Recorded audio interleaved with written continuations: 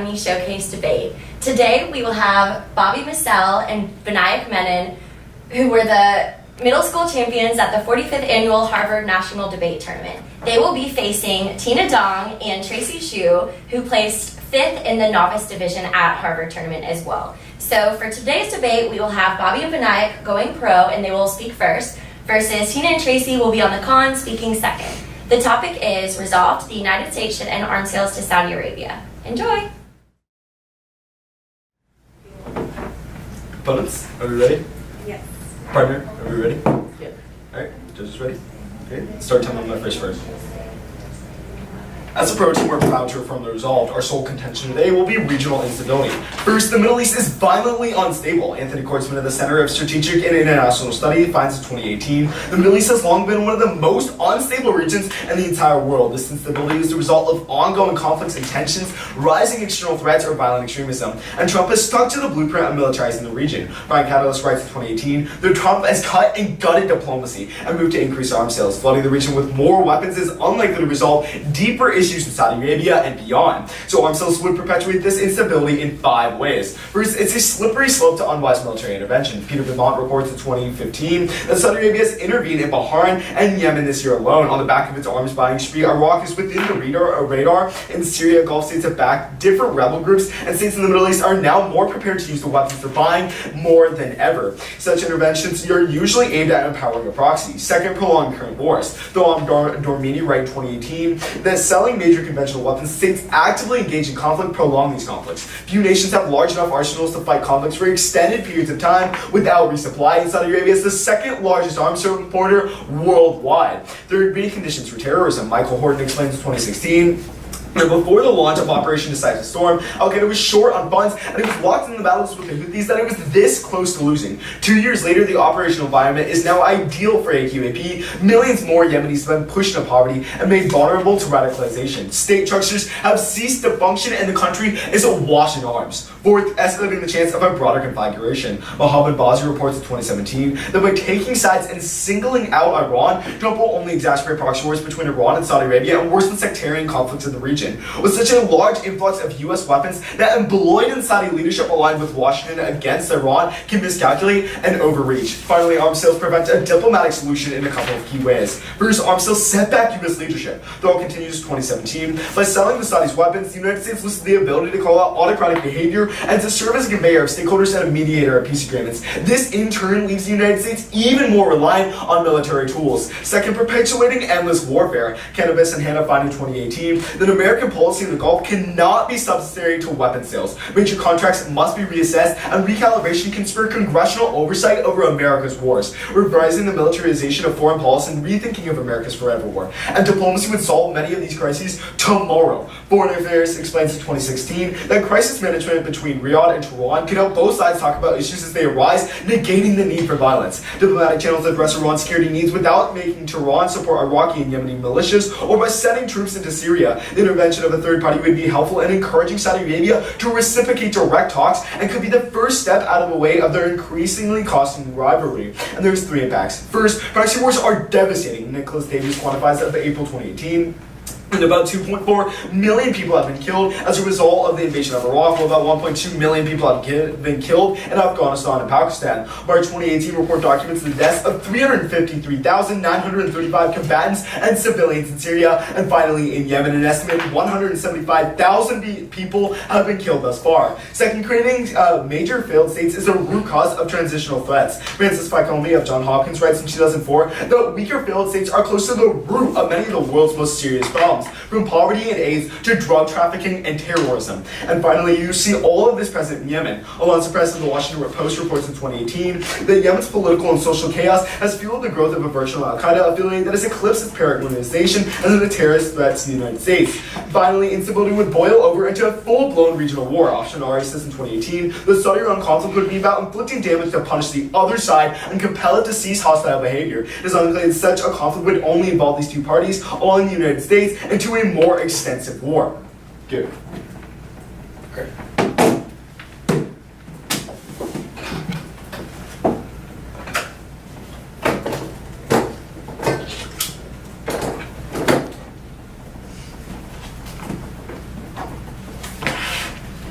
Everyone's ready? Yeah. Partner ready?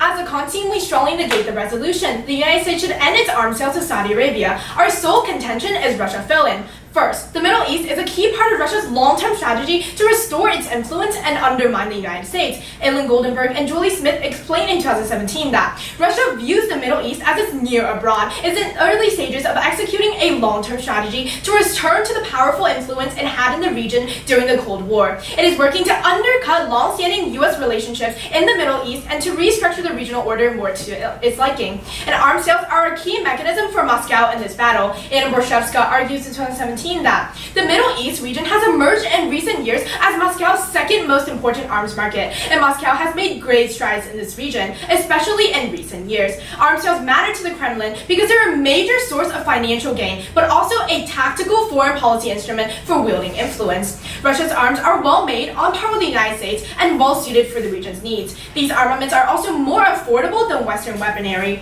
Russian arms come with a few strings attached and are a great choice when a country wants to diversify away from the West.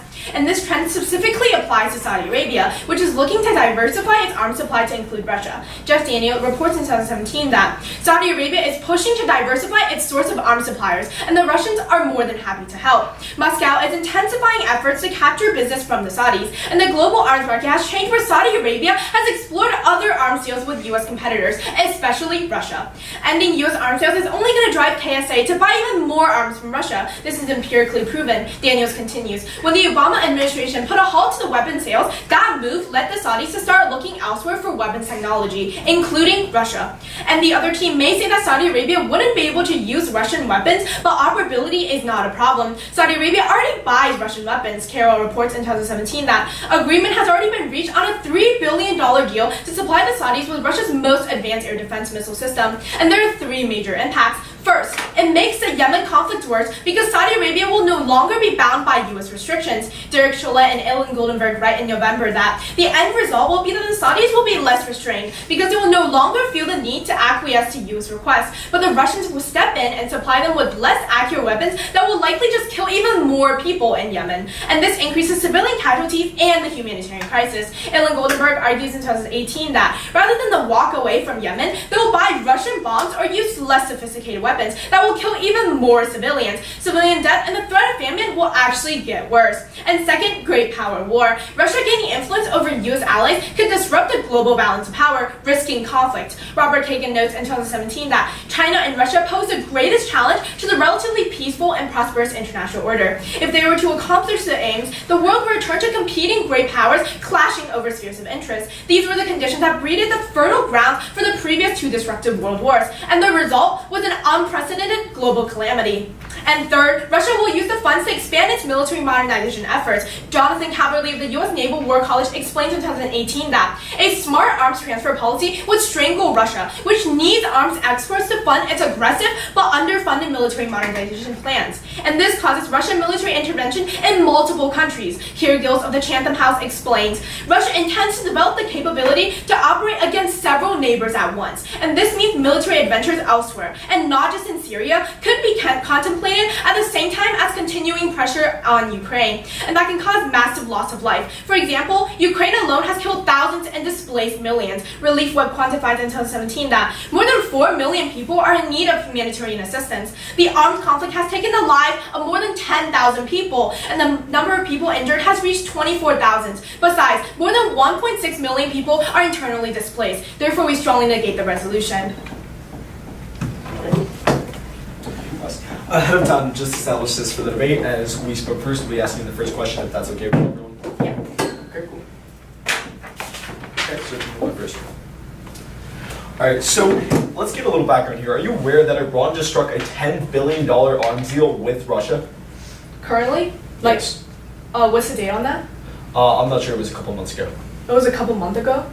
So, yeah, I believe around a month. Yeah, okay, so where are you trying to get with that? Right, so if I may ask a follow-up. So why would Russia be willing to betray its ally that had just struck $10 billion deal to do arms sales with one of its sworn enemies? I mean, like, the United States does the same thing. I mean, we sell to Saudi Arabia and Israel, which are actually enemies too. So if you're talking about political tension, Russia would actually more likely to sell these arms to Saudi Arabia because they actually benefit off of these political Well, tensions. there's two big things here, right? First of all, Israel and Saudi Arabia are already trying to get working together in the status quo, right? They're a lot more friendly than they have been in the past. But even then, what you have to realize here is they aren't nearly as radicalized as Iran, right? Iran is doing anything it possibly can to have its military modernization and expansion across the Middle East. It controls 4 capitals, 30,000 political prisoners, right? They're these big people that are trying to do what they can. So it's a little different from saying, are Israel and Saudi Arabia working together, or at least having some sort of arms sales, not negating that, versus Russia, Iran, and Saudi Arabia. Alright, so the big picture you're missing is that basically Saudi Arabia wants to fight.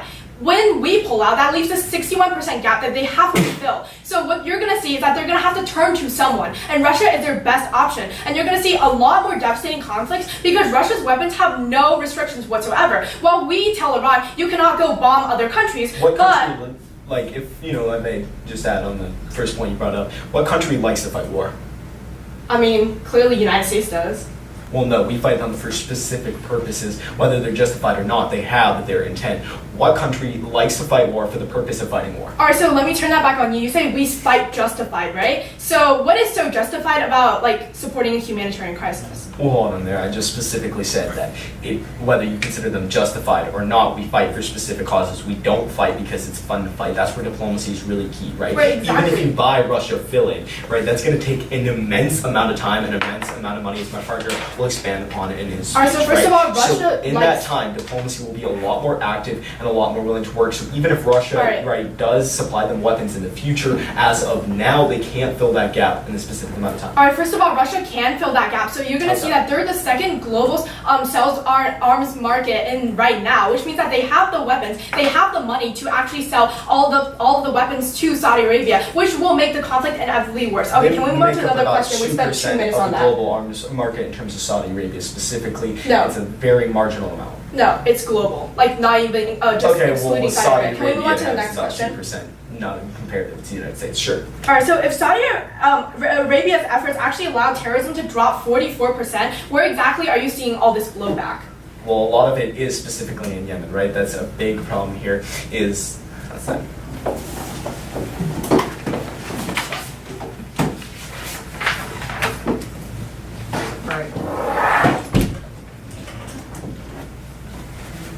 So, the order of my speech is going to be calculating impacts at the top and then just responding to their case. All right, opponents ready? Yeah. Cool. Partner ready? Yep. All right. The fundamental problem with the Khan is that they have no solvency. Go to Kordsman, who tells you that the Middle East is violently unstable due to raging conflicts. This is why you end up preferring our impacts. Number one being the fact that you're seeing millions of people dying in the status quo due to proxy wars. But second, even when these proxy wars are end or solved, you're going to see failed states like in Yemen, where 22 million people are dying from poverty and disease. But three, the biggest reason why you end up voting pro today is an escalation in a Saudi-Iran war. This causes chaos around the region. This is literally unprecedented, and this is going to happen unless we take action right now. On to their case. There's a couple of flaws. The number one flaw is the fact that time frame. They make like fill-in sound really easy, but a United States embargo would leave a massive gap to fill. Irana Ivanova writes that even before the arms deal, Saudi Arabia was by far the United States' largest arms client, according to the Stockholm International Peace Research Institute. 1/5 of American weapons exports went to Saudi Arabia, and also note the fact that the United States has been decades being Saudi Arabia's main arms supplier. But Angela Dewan elaborates in 2018 that Russia has tried hard to get into the Saudis' arms market, but has not been successful. Saudi Arabia has acquired Russian rifles and may even bought some other items, but deals have been very small. But two, the problem is operability. Russian weapons have completely different operating systems, which would delay the efforts to fill in. Jonathan Carberry writes that transforming the Saudi military to employ Russian weapons would cost a fortune even by Gulf standards, and require years of retraining, and will greatly reduce its military power for a generation. Russia cannot produce next generation fighter aircraft, tanks, and infantry fighting vehicles for its own armed forces, much less for the export market. Fundamentally, they bring up this example of like this S-400 deal. Go to Carvery, who tells you that not only do they have to give them missile defense, they have to give them fighter aircraft, tanks, and infantry fighting. They give you no examples of this. This is really important because when we look at our case, we tell you that when you have this gap period where they're like trying to fill in, but they still can't, we say that that's when diplomacy is going to solve, when Saudi Arabia and Iran have no other option to come to the negotiating table. But 3, they talk about like this overarching strategy by Russia to like get into the Middle East. But this is exactly why Saudi Arabia and Russia are never going to cooperate. Because the strategy is to work close with Iran. Robert Wright of the New Yorker finds in 2018, the relationship between Moscow and Tehran has been converted into a growing strategic partnership. Since President Trump took office, Moscow and Tehran have shared increasingly common bonds. Putin called the growing Russia-Iran cooperation very productive. And this is problematic for Finland for 2 reasons. A, it's more arms sales to Saudi Arabia instead of Iran instead of Saudi Arabia. France Stefan Gady writes that Iran may be interested in purchasing up to $10 billion in military hardware from Russia. It is not an amount to be provided over 1 year. It will take far more time. Russian company has offered to license produce 3rd generation T-905 main battle tanks in Iran on military cooperations. But B, Russia is already involved in Iran's proxy wars. Mark Kartz of the London School of Economics argues that it is in their joint defense of the Assad regime in Syria that Moscow is most strongly cooperating with Tehran in pursuing their common anti-American and anti-Sunni aims. But 4, they talk about like a power war. This is extremely unlikely. Dmitry Trenin says that Putin's main concerns are largely domestic. He has a program that calls for more economic ties with the West. He is looking to ease tensions with the EU and the United States, which means that it's not likely to see an overt, aggressive military attack. But last, when they talk about military interventions, outweigh on the fact that Saudi Arabia is intervening in many countries in the Middle East and the status quo. That's why you're seeing millions of people dying. That's why you vote pro. Thank you. Is everybody ready? Yeah. Judge, you have to default to con. Russia is 100% willing to fill in any arms sales gap for Saudi Arabia. We see how Saudi Arabia and Russia already has a $3 billion deal going on right now, proving their secure arms relationships. And there are 2 devastating impacts. A, we see military modernization. Russia has done this to Ukraine, where they killed and displaced millions. We do not want to repeat history in the Middle East and perpetuate this killing and suffering. And B is great power war. When the U.S. loses a major ally and Russia gains it, that is a major global shift in power. This shift in power is what breeded the past 2 world wars. We do not want another world war that will hurt everyone on the global scale. And the con completely takes out any impact of the pro because of Russia filling in. The pro is completely non-unique here. They are 100% willing to fill in as they continue to push for Saudi Arabia to be their customer. So the Yemen conflict will continue as well as any other proxy war, but will actually be worse because of Russia's lack of restrictions and autocratic regime influence over the region.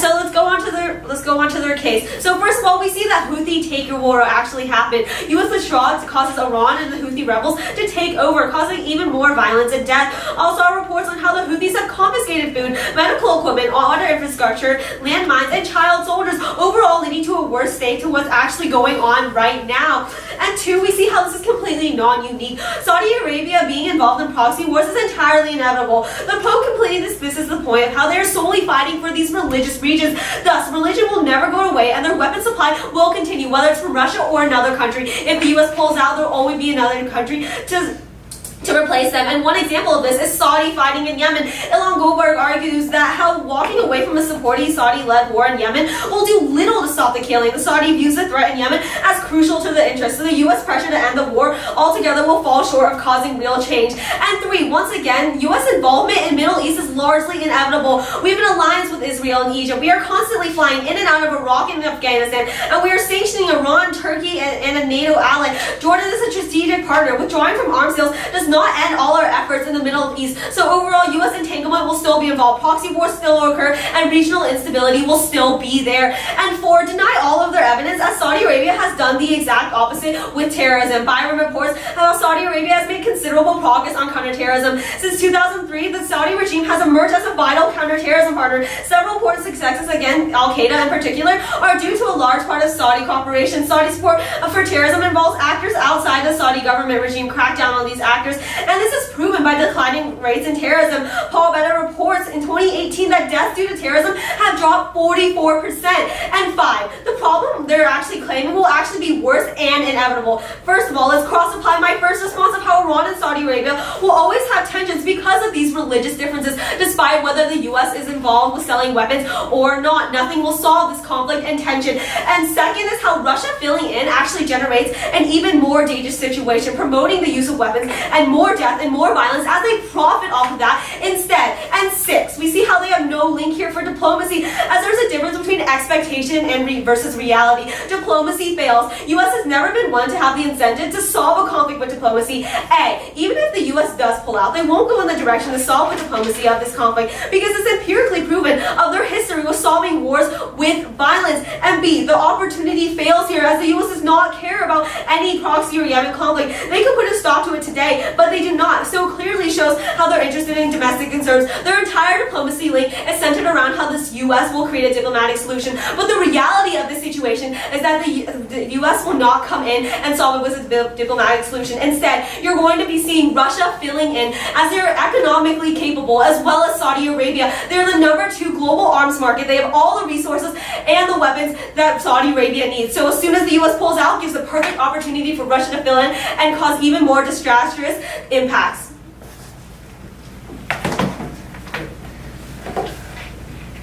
Cool. Could I have the first question? Yes. All right. What is Russia's incentive to go to war with the United States? And why haven't they done that before, like in the Cold War? Okay, so we see that what breeded the past 2 world wars because of a shift in global power. So Saudi Arabia is a key ally in the Middle East. So as soon as the U.S. loses that key ally and Russia gains it, we're going to see a major global shift in power, and that's how the Great Power War will erupt. Yeah, but my question would be like, why would Russia, like even if there is like a shift of power, what makes Russia think, all right, so first, like I don't buy that Saudi Arabia is going to instantly become allies with Russia, but second, my argument would be like, what makes Russia say we need to fight like a war with the United States? Because like when Hitler was like, I guess like that's kind of like the reason like Germany's protectionism is kind of the reason why World War I and World War II happened, right? Like Putin's completely different from what Germany's doing, like Germany did in like World War I and World War II, because like Putin's trying to open doors to the EU and the United States. So one false assumption here you're making is that Russia will start the war. We don't know whether Russia or US will start the war, but either way, you cannot just make that assumption. So either way, just a global shift in power in general will just generate and perpetuate a major global war. Now, may I ask a question? Sure. So you talk about who would be enacting this diplomatic solution you talk about? All right, so we would say that there's like 3 reasons why they would come to the negotiating table. First, I would say that the United States has wanted to play a role in diplomatic channels, but we haven't been able to because we're not an honest and credible broker in the eyes of like Iran and Saudi Arabia. What we say is like the reason why the United States would come to the table is the fact that there would be congressional oversight that would like recalibrate our approach. Okay. But second, we would say like Iran has more of an incentive. They don't have to fight anymore if the United States is not fueling conflicts. See, your entire link of diplomacy is centered around how the U.S. will be capable and they want the opportunity to go in and solve it. But there's a difference between reality and expectation. Right. The U.S. has never solved a single conflict with diplomatic resources because they don't do that. They always use violence to solve every war. I'm not sure about that. Like think about like the Marshall Plan, the Cuban Missile Crisis, like the Cold War in general. Like the United States, when we like had issues with great powers, when we decided to like also like North Korea, I would say that would be like the most recent example. When the United States started like to end our war games and we came to the diplomatic table, we see the threat of like a nuclear war much less happening. No, but see, you're just cherry picking these few examples. We see Like the Iraq Cold War, we see the Vietnam, how they're spreading napalm. It's clear that they've tried Great to... examples. Why the United States was like using arms to fight those wars. We're cutting off America's supply of those arms.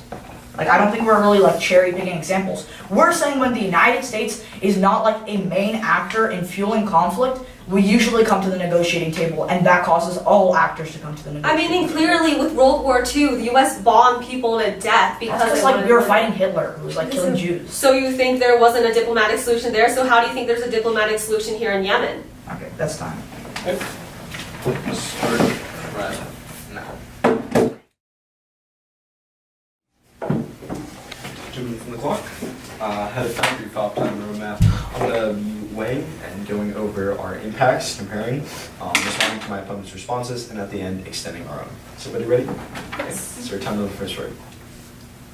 Judge, at the end of the day, you're definitely voting pro for a couple of key reasons. Right, first of all, let's take a look at winning.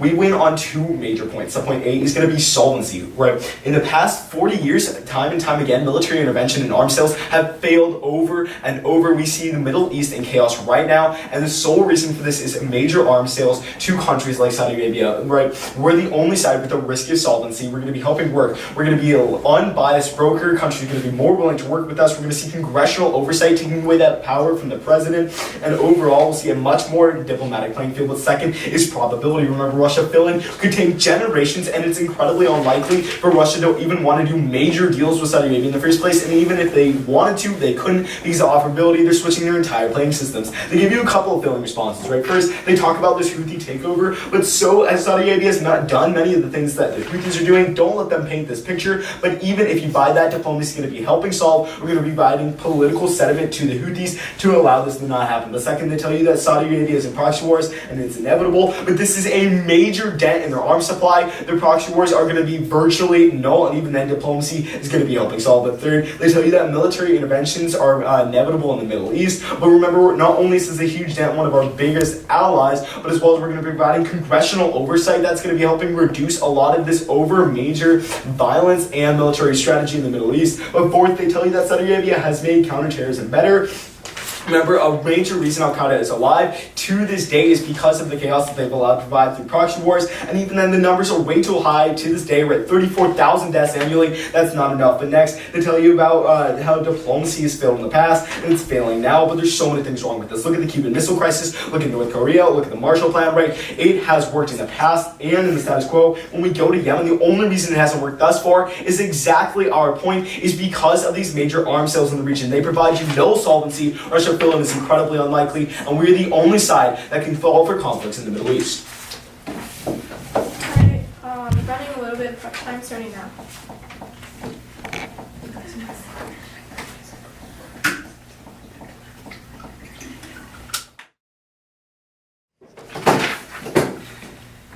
Alright, just a brief off-time roadmap. I will be just addressing all of the overview, and then I'll go down line by line and respond to all the responses.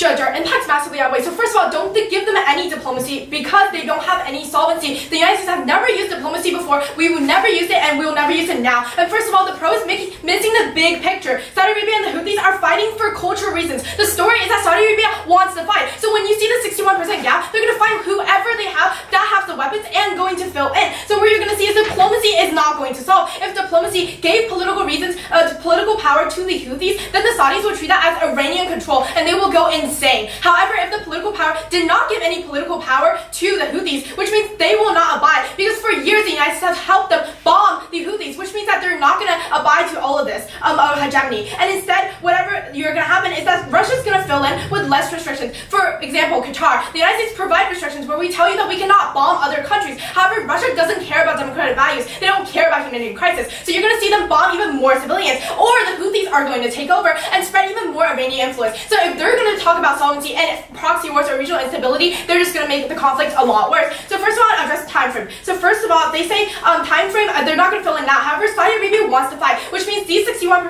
will inevitably fill in. And second of all, I don't understand why it would take decades to fill in. It would take me a maximum of 5 years to become a pilot. So I don't understand why trained militias have to take a decade to get used to a new aircraft. And second, they say operability. However, first of all, physics is universal. Gravity still works the same. Example, AK-47.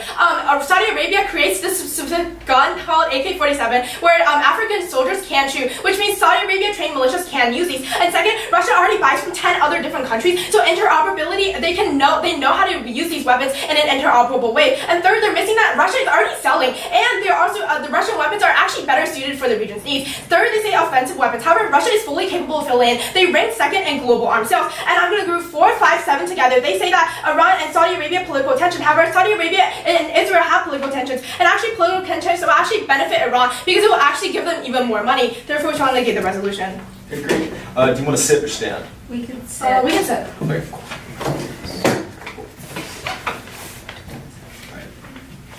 Okay. How does time you can ask the first question? So, if we are able to provide political settlement for both sides, whether it's a religious conflict or not, why would they continue to fight? Because you can't provide political sentiment. Yes, So, we can. Look at the can. If you go to the foreign affairs part, it's really clear when it says that when the United States is an honest broker, we can do two things. First of all, we can cause Tehran to come to the negotiating table. Bosley tells you the sole reason why Iran is fighting is because they see the United States using Saudi Arabia as a proxy to expand its hegemony. So, All right. go ahead. Oh, sorry. Okay, so first of all, the United States has never, I repeat, never used diplomacy. So, as you can see, in World War II, instead of using diplomacy, we bombed them to death and then signed a treaty, which means we still used arms to force them to do something. Okay, and then we're like, so- oh, we'll be nice and we'll sign a One treaty. major power war, but we give you several historical examples. This is a complete assertion, right? We talk about the Camp David Accords, look at North Korea, look at the Marshall Plan. There's so many different places, the Cuban Missile Crisis, that it has worked in the past. How can you assert to us that it hasn't? Even- Alright, so first of all, Cuban Missile Crisis was never a war. Like a war did not erupt. And second, I believe North Korea is not a war either. We've never been to war with So- them. And in my mind, we're not really in great relations with them. So- Let me move on to another What I- question. Yeah, Or you can sure. go on. You can go on. Okay, yeah. So what I would say is, first of all, like at the Cuban Missile Crisis and North Korean War, well, like there was an escalating tension of a major war happening. Why didn't it happen? In the Cuban Missile Crisis, there were like weapons in Turkey and there were weapons in Cuba. When they decided to come to the negotiating table and move those weapons, the conflict ended. Even in the Cold War, it was basically like a proxy war that was happening, right? Alright. The United States and Russia were like fighting in different regions of the world, Alright. but when we came to the negotiating table, the problem was solved. You guys can Okay, ask the so question. you give 3 examples where no war has erupted. Okay, so let me ask you a question. If I bullied you for 10 years, would you become my friend? If you came to me and you're like, hey, I'm sorry about what I did and I really want to change the way that I speak to you, I'm more likely to become your friend than if you like sock me in the face again. That So would be my if I were to punch you for 10 years straight and then come to you, one day sarcastically saying, oh, I want to be your Wait, friend. I would don't- you be my I friend? don't think it's very We can't sarcastic add, like, when we stop emotions. selling major weapons to this power that's been bombing them. I mean, how do you see any sense of sarcasm Alright, in so- that? I think it's a lot more likely for anybody to be willing to sit down at the negotiating table no matter what, if you even consider just this blatant ideal of weapon sales as a Alright, whole. so what is your picture of this diplomacy that's I would supposedly say that there's solved 3 everything? things that's happened. First of all, when there's congressional oversight, the United States is an honest broker that incentivizes Iran to stop supporting militias and come to the negotiating table. Second, when Saudi Arabia does not have a major backer that's giving them blank check arms sales, that forces them to stop interventions and also come to the negotiating table. I understand that this blank check will actually just be filled with Russian weapons, which are less precise with no restrictions. And second of all, as I said in my summary, Alright. okay, that's time. Alright, We're gonna want the rest 50 seconds to go for it. sorry. Our case and then their case. Is everyone ready? Alright. First, the world right now is pretty bad. We would say this for 2 reasons. First of all, you're seeing millions upon millions of people dying in proxy wars. They talk about how they're going to create peace and stability. We are seeing the perpetuation of a cycle of violence happening in the status quo. But second, if we continue down this road, like Bosley tells you, you're going to see a broader conflagration and a regional war occurring between Saudi Arabia and Iran. This is the most likely war that's going to happen. Not this nebulous chance of a great power war happening. We didn't see it in the Cold War, and we also are not going to see it because Putin does not want to fight a war with the United States. States. But on our case, the easiest way you vote for us is on our diplomatic impact. Like, they concede that, like, diplomacy's already happened. We win on that, but we tell you that if we end arms sales, it leads to a slippery slope of diplomacy in 3 ways. First of all, it's congressional oversight. Yes, maybe the president controlled what we did before, but when you have Congress controlling, we have a complete recalibration of our involvement in the Middle East. But second, when the United States is an honest broker, like Iran is going to view us more favorably, which brings them to the negotiating table. But finally, we tell you that if you continue down this road, they talk about like regional and political and religious and like political differences. Bazi's explicit when he tells you that you are worsening sectarian and religious and political like differences when you support Saudi Arabia over Iran. Flow that response to our side. On to their argument about Russia fill-in. This is like the only offense that they have. They tell you that like they're gonna fill in, but they completely drop the cavalry card, who tells you that the Saudi military, like employing Russian, would take like a fortune even by Gulf standards. It would take years of retraining and like an entire generation. They have completely different operating systems, and like we would say that in this like decade, when you like have like no operable systems and they're not able to like fill the gap, you're going to see diplomacy taking place. Finally, they talk about like a Houthi takeover happening again. Go back to the foreign affairs card that says that if we are diplomatic with Iran, that negates the need for them to have militias. For these reasons, it's a clear pro ballot. Thank you. 1:44. Okay, starting now.